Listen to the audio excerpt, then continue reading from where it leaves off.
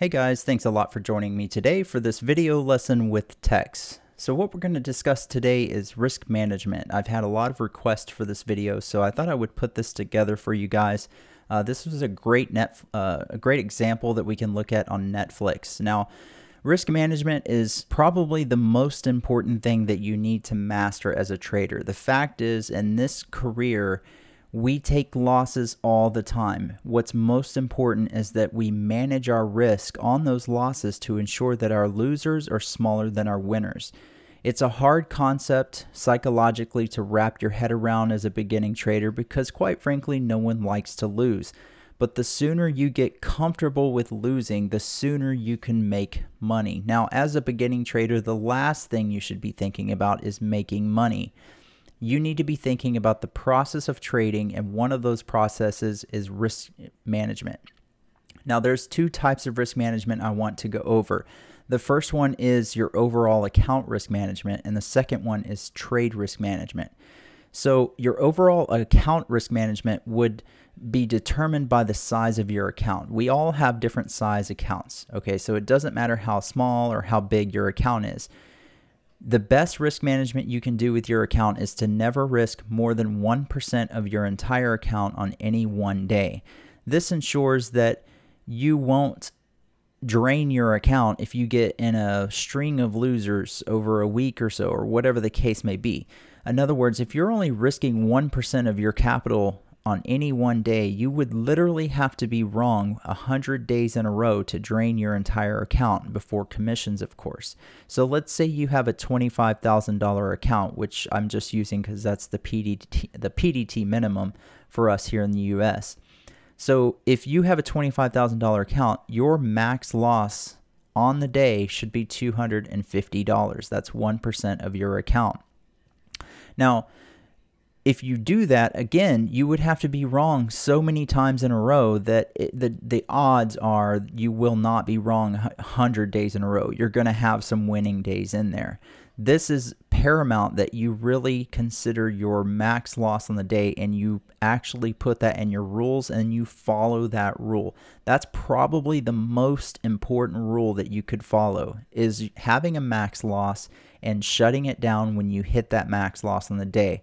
There are always more opportunities the next day, and if you hit your max loss on the day, obviously it just wasn't your day. And quite frankly, we all have losing days. We all have losing trades. The point is that we have our losers smaller than our winners, and it is difficult as a beginning trader. A lot of times we will hold on to our losers too long and we cut our winners off too quickly. It's a hard concept. It's kind of a paradox in our mind to get around that. It's difficult to hold on to your winners. It really is difficult to hold on to your winners, but in order to ensure you have the best risk management, you have to hold on to your winners. So with the account risk management out of the way, how do we manage our risk on a trade? Now, the first thing is to always have a trade plan, and you hear this all the time. You know you should have a trade plan, but how many of you have actually taken a trade without a trade plan? I know I have. As a beginning trader, I've taken plenty of trades without a trade plan. And how did they turn out? Not very well most of the time. If they did end up a winner, it was just pure luck. We don't want to be trading on luck. That's just gambling. We want to be trading with high odds of success, okay? So when you're looking at a trade plan, before you ever execute the trade, you want to have clearly defined where you're going to get in the trade, where you're going to stop out of the trade, but also where you're going to take profit. If you only know I'm going to get in here, I'm going to stop out here if it goes against me, but I don't know where I'm going to take profit, then you have not defined your risk reward on the trade, okay? Now, you can be wrong more than you're right as long as you have good risk reward. At least 2 to 1, 3 to 1 obviously is better, but at least 2 to 1. If you have 1 to 1 risk reward, then your accuracy has to be really, really good. There are profitable traders out there who are right only 30 to 40% of the time on their trades, but they cut their losers quick and they let their winners run. That's the key. Okay, so it depends on the style of trader you are, but both accuracy and risk reward go hand in hand when it comes to profitability and trading. because it's so difficult to accurately predict what these stocks are going to do, no one knows what they're going to do. Because it is so difficult to accurately predict what they're going to do, it's actually easier to manage your risk in terms of risk reward than to try to be right. Okay, it's not about being right, it's about managing your risk and taking the highest probability setups. So when it comes to managing your risk in a trade, again, have a trade plan. Where are you going to get in? Where are you going to stop out? And where are you going to take profit? Now, when you're determining your stop loss on a trade, it should never be an arbitrary number like I'm going to risk 30 cents on this trade. You can't do that. You just cannot do that. It does not work. Your stop loss has to be based on a technical level. Okay, so let's take a look at a potential trade idea here on Netflix. Okay, so obviously Netflix this past Friday sold off with the broader market. Now, one thing that I noticed is when we started to sell off during the day, we started to really put a base in right here. Okay, so what this is kind of telling me is that Netflix just doesn't want to go any lower. There's a lot of buyers sitting down here, which created this base. There's a lot of people sitting down here with buy orders, buying it up, keeping it from going any lower. And eventually, the sellers started to lose, and Netflix moved back up into the VWAP. When it got up into the VWAP, short sellers saw this as a good entry point, so they shorted it, and then Netflix started to trickle lower. But part of the subtleties of trading that you'll develop over time is you'll see the way the stock trades. So we made this base here. So I know there's a lot of buyers sitting down here.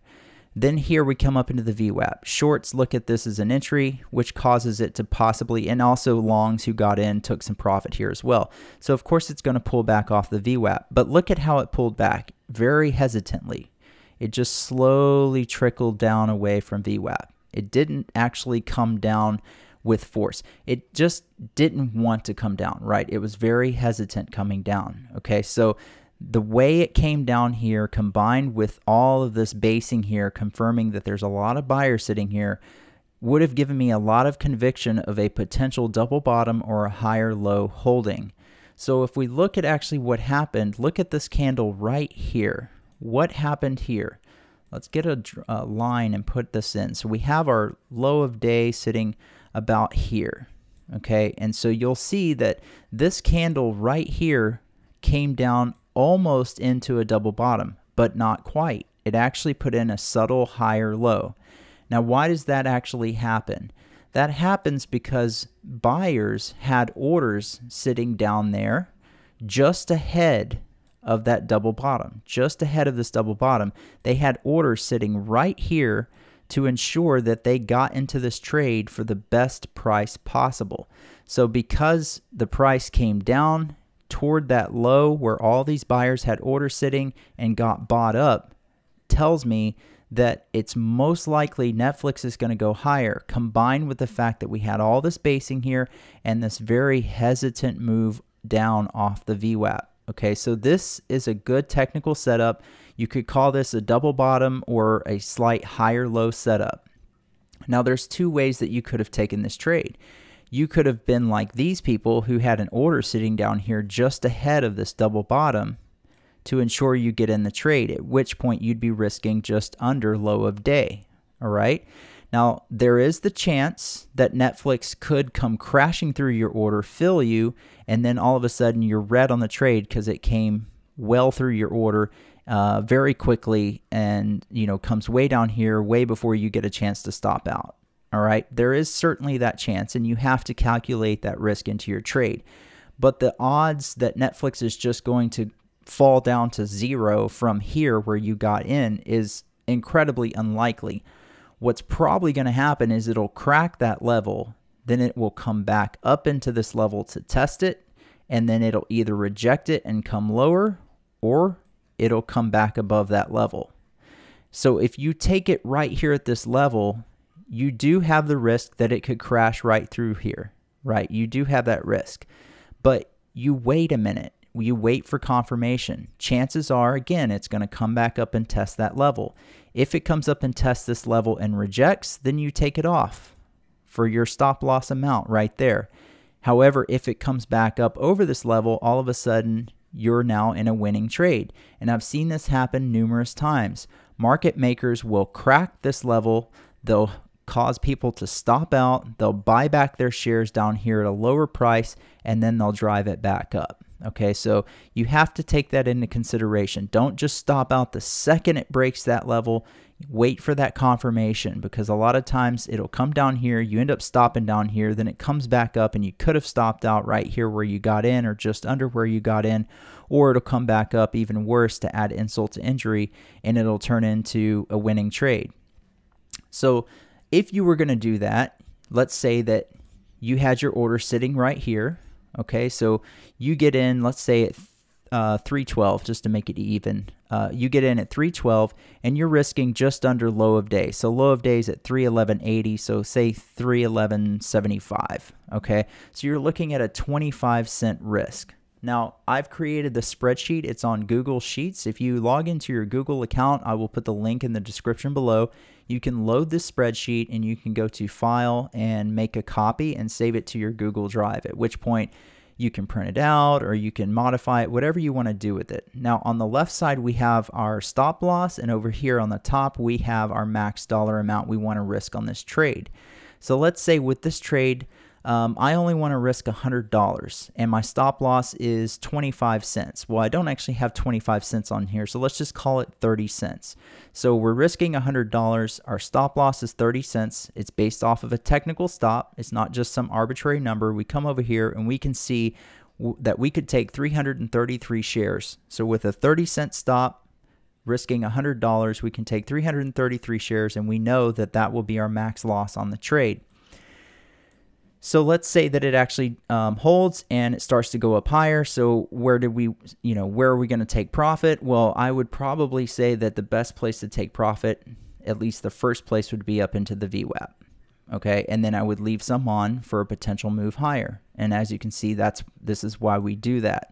So we formulate this trade plan before we ever take the trade, and that way we know our risk reward on the trade. So we got in here at 312. Again, we're risking about 30 cents on the trade. Our first profit target is up to the VWAP, so we're looking at about 2.5 points. That's really good risk reward. And then we leave some on for a potential move higher. And in this case, we would have actually gotten almost 5 points on the trade from our entry. Okay, so that's how you can do that. We base our stops off of technical levels and we calculate how much we want to risk on the trade. Now, obviously, if it's a trade that we have high conviction in, it's an A+ setup, then those are the trades we want to risk more capital. So say maybe we want to risk $250 on this trade. So we can look here and say, okay, a 30-cent stop with a $250 max dollar risk is 833 shares is how much we could take. Now, obviously, the better way to do that, though, is to scale into your position. You don't want to just take your full size here. And the reason is because, yes, this is the best place to get in, right? But if this fails, you don't want to be in with full size here, okay? You just want to take a starter position here. And if it holds like it did and actually gave us this nice subtlety here, right? We have this long lower wick because it got bought up. We see that, and that gives us further confirmation that the trade's going to work. Then we could add into our position and get up to our full position size once we see and get confirmation that the trade is in fact working. Now, if you don't feel comfortable taking your first position here, right, what you can do is wait for that confirmation, and that confirmation is this subtlety in the candle here. We see that it comes down basically into this double bottom, a slightly higher low, and gets bought right up, and this candle closes up here. So as soon as we see that, right, as soon as we see that candle develop, we could get in, say, right here, and then we would be risking off of low of day. Now, you're going to have a wider stop in this case because you waited for confirmation, but sometimes it's better to wait for confirmation. So there's nothing wrong with that, but because we do have that wider stop, we now have to take that into consideration. So say we get in here, we're risking just under low of day. Now we're looking at about a 1-point stop. That's a much wider stop. So obviously, what are we going to do? We're going to take less shares because we have such a wide stop. So again, let's say we're going to risk $100 on the trade with a 1-point stop. That's 100 shares. We could take 100 shares waiting for confirmation. let our stop be a technical stop just under low of day, and that way we know that we're only going to lose $100 on this trade if it doesn't work. All right, so the most important takeaway from this is to always base your risk off of technical levels and your profit targets off of technical levels as well. VWAP is a great technical level. Daily support and resistance is a good technical level. The previous high of day or the previous low of day are also really good technical levels. It doesn't matter what technical level that you choose. It's just important that it is a technical level that you're basing your risk and your reward off of, not some arbitrary dollar amount. Okay, don't be taking profit just because, oh, I'm up $200, I'm going to just take it. Take profit and take stops off of technical levels. That's the most important thing. So obviously this trade worked out very good, whether you took it down here or whether you waited for confirmation and you took it here. You had nice, clearly defined risk reward on the trade, and even taking it up here, again, you're risking a point. Up to VWAP, you're looking at almost 2 points. So you almost at 2 to 1. It's close, but the risk reward is there, and the potential for it to get above VWAP is there, again, because of the subtleties that I discussed. All of this basing here, very hesitantly coming down. The odds of it actually getting back above VWAP are pretty good. So with that said, guys, I hope you found the video, enjoyable, certainly knowledgeable. I really do appreciate you watching. Let me know in the comments below if I missed anything. Perhaps you have any questions about something that I discussed in this video. I'll be happy to address those for you. And as always, thank you again for watching. Take care, and I'll catch you in the next one.